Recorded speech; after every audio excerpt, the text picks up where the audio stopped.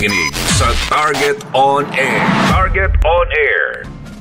Eto, bawas muna tayo ng mga ilang comments sa ating text line. 0927-861-1921.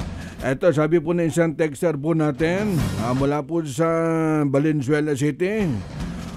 Mukhang mukhang malabo na.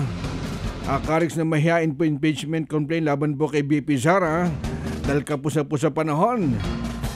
Abay, yan ang usap-usapan ngayon, ha? Siguro kung may pagkakataon tayo at kumuha tayo ng linya ng komunikasyon dyan po sa Quadcom at patuloy pa rin ay sinasagawang Quadcom hearing, mga kaibigan, ha?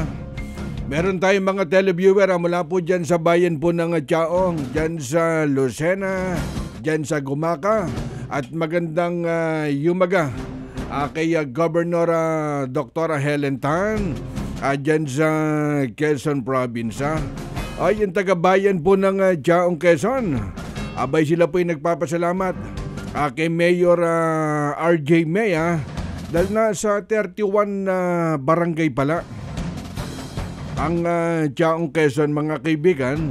Abay na ipamahagi na pala yung LGU Chaong, yung bagong sasakyan. Abay, napakaswerte po ng taga Chaong, Quezon sa pamumuno ni Mayor RJ May, dahil kasama po dyan yung isang utility van, isang mini dump truck at yung garbage compactor truck.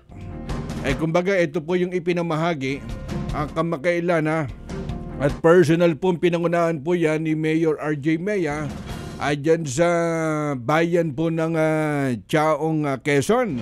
At kamakailan, di ba, nagsagawa po ng survey at nanguna po doon si Mayor RJ May dyan sa Chaong, Quezon.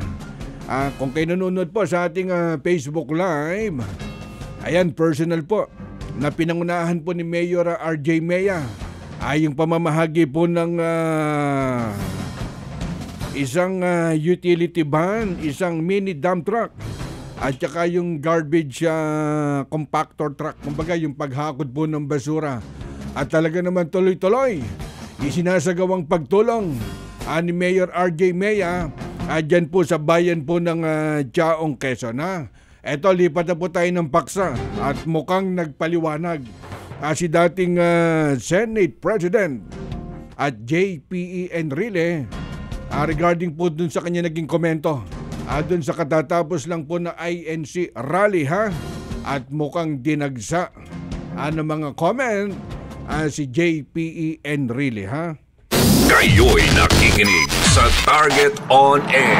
Target On Air.